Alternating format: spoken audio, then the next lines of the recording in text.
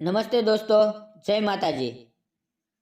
આજે એવી એક સાચી ઘટના આધારિત વાત કરવી છે કે જે સાંભળીને તમારા રૂવાડા ઊભા થઈ જશે અને દિલ ધ્રુજી ઉઠશે કે આવું પણ બની શકે. મારું નામ કબીર છે. હું સુરત શહેરમાં રહું છું અને એકદમ સામાન્ય માણસ છું. જિંદગીના બોજ તળે દબાયેલો. રોજ સવારે ઉઠું, સાંજ સુધી મહેનત કરું જેથી ઘરનું ભાડું ભરાય અને મારા બે નાના બાળકો ભૂખે ના સૂવે. ના કોઈ મોટું સપનું, ના કોઈ દોલતની લાલચ. બસ એટલું જ કે મારા બાળકોના ચહેરા પર હસી રહે. પણ કિસ્મતે મને એવી નોકરી આપી છે કે જેનું નામ સાંભળીને લોકો ડરી જાય. હું હોસ્પિટલમાં, મોર્ગમાં એટલે કે શબઘરમાં કામ કરું છું. એ જગ્યા જ્યાં માણસની જિંદગી છેલ્લી વાત આવીને શાંત થઈ જાય. દરરોજ એક શબ આવે છે. કોઈ અકસ્માતમાં ગયું, કોઈ બીમારીથી હારી ગયું, કોઈ દુઃખથી તૂટીને ચાલ્યું ગયું. કેટલાક શબની પાછળ અધૂરી વાતો રહી જતી હોય છે જે ક્યારેય કોઈને કહી ના શકાય. રાતનો સમય મારા માટે સૌથી વધુ મુશ્કેલ હોય છે. જ્યારે હોસ્પિટલ શાંત થઈ જાય, દર્દીઓના સગા ઘરે ચાલ્યા જાય, વોર્ડની લાઇટો ઓછી થઈ જાય, ત્યારે હું મારા નાનકડા રૂમમાં બેસીને વિચારતો રહું છું. આજે કેટલા લોકો જીવે છે અને કેટલાની વાત અહીંયા આવીને ખતમ થઈ ગઈ. તે રૂમ હોસ્પિટલની પાછળની બાજુએ છે. એક તંગો રૂમ જ્યાં લોખંડના મોટા મોટા દરવાજા જેવા ફ્રીઝર લાગેલા છે. દરેક ફ્રીઝરની પાછળ એક શબ હોય છે. દરવાજો ખોલતા જ એટલી ઠંડી હવા આવે કે હાડકા સુધી ઉતરી જાય. પહેલી વાર જ્યારે અહીંયા આવ્યો ત્યારે ડરી ગયો હતો. ચારે તરફ ખામોશી, ફક્ત મશીનની ધીમી ઘરઘરાહટ.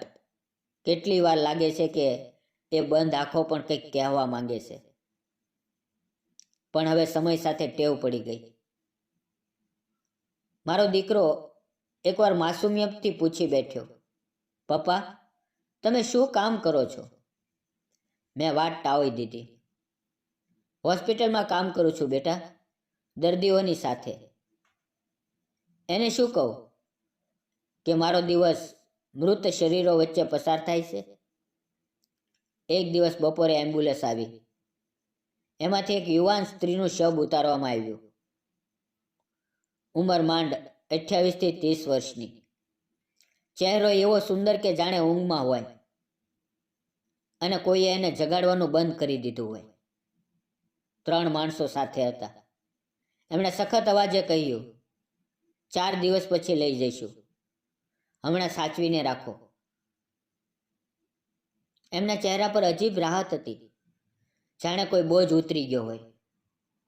મને થોડો શક થયો, પણ મારું કામ સવાલ કરવાનું નહોતું. મેં રજિસ્ટરમાં નામ લખ્યું, સિયા. મૃત્યુનું કારણ હાર્ટ એટેક.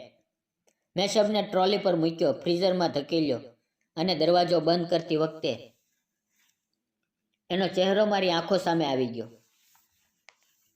એવું લાગ્યું કે જાણે એ મને જોઈ રહી છે. રાત થઈ, હોસ્પિટલ શાંત થઈ ગઈ. હું ચા પીતો બેઠો હતો ત્યારે અચાનક એક અજીબ બેચેની થઈ, જાણે કોઈ મને બોલાવતું હોય. મેં માથું હલાવ્યું પણ દિલે કહ્યું, જઈને જો, કંઈક ગડબડ છે. હું ઉઠ્યો અને રૂમમાં ગયો. દરવાજો ખોલતા જ ઠંડી હવાએ મારા શરીરને ચીરી નાખ્યું. હું સીધો એ જ ફ્રીઝર પાસે ગયો અને દરવાજો ખોલ્યો. મારા પગ નીચેથી જમીન ખસી ગઈ. સિયાનો હાથ ધીમેથી ઉપર ઉઠેલો હતો, જાણે છેલ્લી કોશિશમાં કોઈએ મદદ માંગી હોય. મારો શ્વાસ અટકી ગયો. મેં આંખો ચોળી ફરી જોયું. હા, હાથ ઉપર હતો.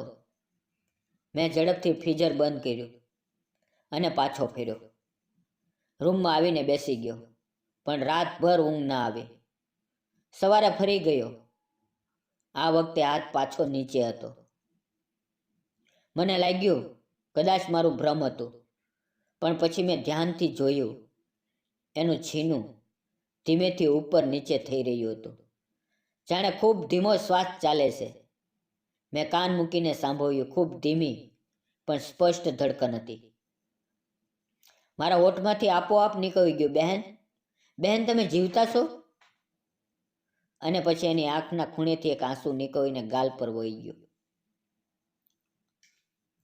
એ આંસુએ મારા દિલને હલાવી નાખ્યું. હું સમજી ગયો કે આ કોઈ સામાન્ય મોત નથી. આ એક જીવતી સ્ત્રીને મૃત જાહેર કરીને દફનાવવાની સાજિશ છે. રાત્રે ફરી સપનું આવ્યું. સિયા મારી સામે ઊભી હતી અને કહેતી હતી, મને બચાવો, મને જીવતી દફનાવી દેશે. મેં ચીસ પાડીને ઊંઘ તોડી. સમજી ગયો કે હવે ચૂપ રહીશ તો એક બેકસૂર જીવ ખતમ થઈ જશે. બીજે દિવસે મેં હિંમત કરીને ડૉક્ટર શેખરને બધું કહ્યું. એમણે પહેલાં હસી લીધું, પણ પછી ચહેરો ગંભીર થઈ ગયો. એમણે ધીમેથી કહ્યું, કબીર, આ વાત કોઈને ના કહેતો. કેટલીક મોત કુદરતી નથી આપતી, ઇન્સાન આપે છે. અને કેટલીક સચ્ચાઈઓ બહાર આવે તો મોટી મુસીબત થાય. એ જ રાત્રે મેં નક્કી કર્યું, હું ચૂપ નહીં રહું. રાતના 1 વાગ્યે હોસ્પિટલ એકદમ શાંત હતી. મેં ચાવી કાઢી, રૂમનો દરવાજો ખોલ્યો. ઠંડી હવાએ મને ફરી ચીરી નાખ્યું.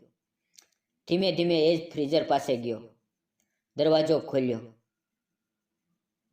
આ વખતે સિયાની પાપણ ધીમેથી કાપી. મેં ધીમેથી કહ્યું, બહેન, જો સાંભળતા હો તો કોઈ નિશાની આપો. અને એના હોઠ ધીમેથી હલ્યા. એક આંસુ ફરી વહી ગયું. હું એની પાસે બેઠો અને ધીમેથી કહ્યું, હું તમારી મદદ કરીશ, પણ મારે સાચું જાણવું પડશે. એણે ધીમી લરઝતી અવાજે કહ્યું, મારા પતિ શહેરનો મોટો વેપારી છે. એણે ગેરકાયદેસર કામ કર્યા. એનું રાજ મને ખબર પડી ગઈ. મેં રોકવાની કોશિશ કરી તો હું એના માટે મુસીબત બની ગઈ. એણે મને ધીમું ઝેર આપ્યું. ડૉક્ટરોને પૈસા આપીને મૃત જાહેર કરાવી દીધું.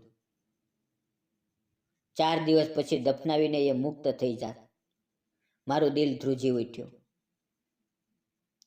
આ એક જીવતી સ્ત્રીને જીવતી જ દફનાવવાની સાજિશ હતી.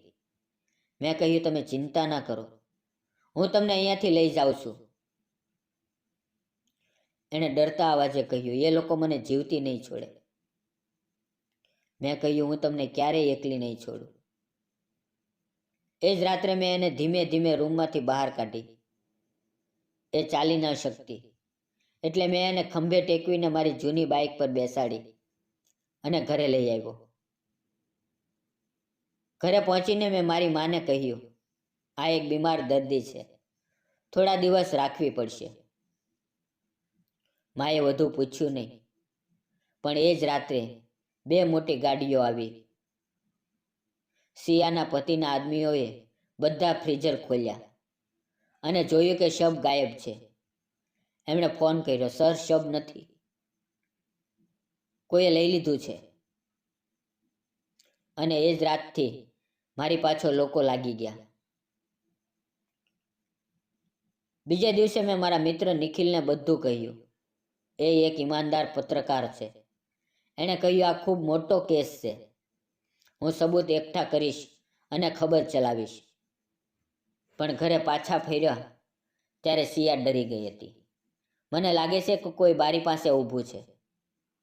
મેં બારી ખોલીને જોઈ. બહાર કોઈ નહોતું, પણ મને ખબર પડી ગઈ કે દુશ્મન ખૂબ નજીક છે. આખરે નિખિલે બધા સબૂત એકઠા કર્યા અને એક જ દિવસમાં ખબર દરેક ચેનલ પર ચાલી ગઈ. જીવતી મહિલાને મૃત જાહેર કરીને દફનાવવાની સાજિશ. પોલીસ આવી સિયાના પતિને પકડી લીધો અને સિયાને નવું જીવન મળ્યું. મિત્રો, આજે સિયા મારા ઘરે જ રહે છે. મારા બાળકો એને માસી કહે છે અને મારી પત્ની એને બહેન માને છે. દોસ્તો, જિંદગીમાં ઘણીવાર ડર લાગે છે, પણ જો એકવાર હિંમત કરીને ભલું કરીએ તો દુનિયા પોતે બદલાઈ જાય છે. આજે જ વચન આપો, જ્યાં કોઈની મદદની જરૂર હોય ત્યાં ચૂપ નહીં રહેવું. મિત્રો, વિડીયો પસંદ આવ્યો હોય તો લાઈક, શેર, સબસ્ક્રાઈબ કરજો. અને તમે કયા શહેર, કયા ગામડેથી આ વિડીયો જોઈ રહ્યા છો એ અમને જરૂર જણાવજો. વિડીયોમાં આવેલા નામ, પાત્ર અને ઘટના ફક્ત કાલ્પનિક હતા. તેનો કોઈ પણ વ્યક્તિ, જાતિ કે ધર્મ સાથે સંબંધ નથી. આ વિડીયો ફક્ત મનોરંજન અને શૈક્ષણિક ઉદ્દેશથી બનાવવામાં આવ્યો હતો. ફરી મળશું મિત્રો આવતીકાલે એક નવી વાર્તામાં. ત્યાં સુધી આવજો. વિડીયો પૂરેપૂરો જોવા બદલ આપ સૌ મિત્રોનો દિલથી ખૂબ ખૂબ ધન્યવાદ મિત્રો.